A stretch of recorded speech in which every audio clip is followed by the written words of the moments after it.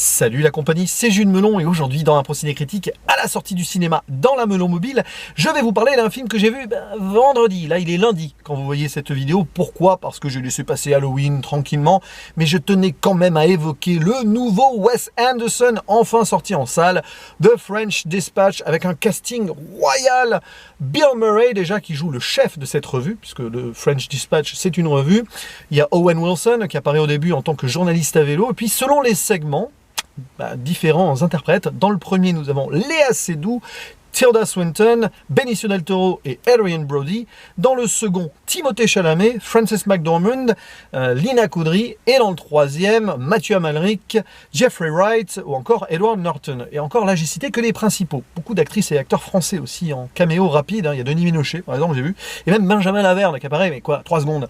Alors, il n'y a pas vraiment d'histoire en tant que telle, il y a 3 histoires qui vont être contées en fait par des journalistes et qui seront des articles donc à publier dans une revue qui va être très spéciale, et on comprend très vite au début pourquoi, mais je ne spoile rien. D'abord, on a donc toute une histoire d'amour impossible, on va dire ça, et de la folie artistique de la part d'un psychopathe tueur qui en prison nous fait de l'art extraordinaire, un peu imaginaire, grâce à sa muse, une gardienne de prison. Deuxième segment, c'est la révolution de mai 68, mais qui a lieu en mars et avec des échiquiers. Bon, c'est particulièrement décalé, mais tout le film est comme ça. Et troisième histoire, une enquête policière avec enlèvement de petits garçons du commissaire sous fond de gastronomie. Et Wes Anderson s'est fait plaisir parce qu'il joue avec les cadres, avec les symétries, avec les noirs et blancs, les couleurs, plein de choses, le décalage. Et qu'est-ce que j'en ai pensé? C'est particulier. Je pense que j'aurais besoin de revoir ce film, mais clairement, déjà, si vous aimez Wes Anderson, vous allez apprécier ce film, à degrés divers.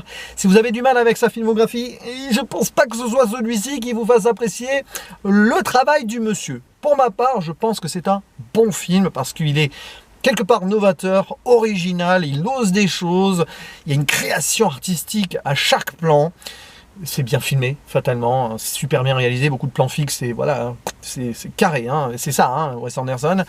Après, évidemment, ça peut vivoter par moments, c'est marrant parce que ce film appelle à une attention totale du spectateur, mais des fois notre esprit vagabonde, et est-ce un mal? Au final, non, parce qu'il y a beaucoup de poésie, il y a l'amour, il y a des histoires assez sombres et dramatiques quand même là-dedans.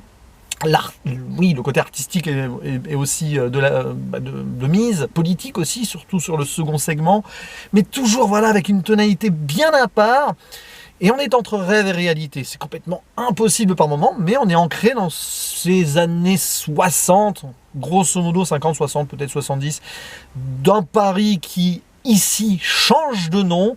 Ben oui, on est en France, c'est Paris sans être Paris, la ville s'appelle Ennui, Ennui sur Blasé, la scène c'est Blasé, et Ennui sur Blasé, quoi. Enfin voilà, c'est amusant, quoi.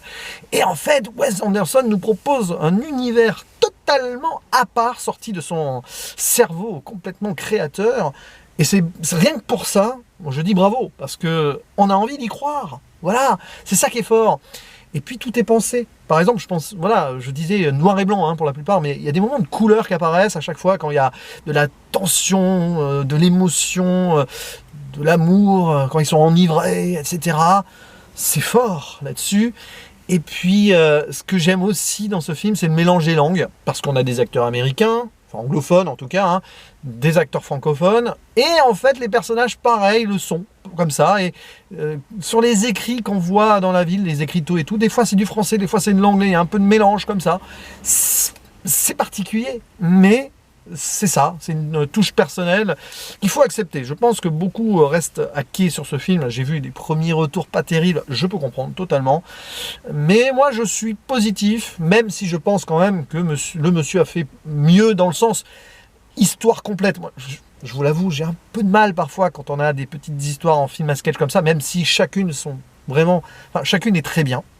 J'ai adoré la première, je pense que la première est ma préférée, parce qu'il y a cette histoire entre la gardienne de prison, brillamment interprétée par Léa Seydoux, hein, et Benicio del Toro, complètement psychopathe. C'est fort, voilà, c'est très artistique, très à la limite comme ça, j'aime beaucoup.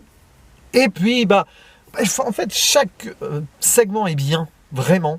le deuxième, là, sur ce mai 68, dans un autre temps, où on voit les atermoiements des jeunes qui se cherchent un petit peu, l'amour, on veut mieux faire l'amour que la révolution peut-être, je ne sais pas, le message est très touchant, le personnage de la journaliste Frances McDormand qui est impliquée dans l'histoire et qui est solitaire, etc. D'ailleurs, dans le troisième segment aussi, on a ce journaliste qui est impliqué, joué par Jeffrey Wright, qui va être au milieu de l'enquête, voilà. Il n'y a que finalement la première, Tilda Swinton, qui n'est pas vraiment impliquée, qui raconte. Mais voilà, c'est difficile de faire une impression critique sur un film comme ça, avec plusieurs éléments, mais sur le plan artistique, je le disais, c'est brillant, hein, tout simplement, et il y a tellement de petits détails qui rejailliront au fur et à mesure des visionnages, que je ne vais pas forcément en faire la liste ici, mais j'étais bluffé par ces histoires de couleurs comme ça qui changent, des moments aussi qui sortent voilà, du split screen, et puis une séquence d'animation vers la fin, sans en dire plus, des petites trouvailles comme ça qui te sortent peut-être d'une certaine torpeur que le récit t'installe par moment, parce que voilà, il y a ce recul et tout. Quant au message passé, bon, bah on est dans la poésie un petit peu presque figurative, cinématographique, mais il y a des moments où on sent quand même que c'est une ode à la vie, ce film. C'est que voilà, il faut pas passer à côté des petites choses, toujours à la recherche de quelque chose qui pourrait nous manquer, et puis des fois les événements de la vie font que on peut se perdre, mais aussi c'est comme ça qu'on arrive à se trouver. Il y a pas mal de petites choses comme ça qui sont assez touchantes, et je pense qu'on peut trouver des parallèles évidents entre les trois histoires, mais là faire ça en impro comme ça après un visionnage et en sortant de la salle, c'est très compliqué. Je rajouterai autre chose, la musique. Très bien, hein, composé par Alexandre Desplat, il me semble, j'ai pas vérifié, mais je suis quasi sûr que c'est lui, avec ce piano, tout ça, un thème qui revient. Et des petites des petits extraits francs on va dire morceaux français des années 60 qui ont été réinterprétés, je crois. Alors il n'y en a peut-être pas assez par moment, je me suis dit tiens, mais bon, c'est pas un jukebox ce film non plus, mais voilà, il y a Aline notamment de Christophe, mais c'est pas Christophe qui chante, hein, j'ai pas reconnu sa voix. Enfin voilà, plein de choses, ce film est très riche, mais en même temps il est un peu fouillis, c'est un peu le bazar par moment, donc j'aurais envie de le revoir, c'est sûr. Il y a des moments où j'étais un peu, et puis des moments où j'étais subjugué.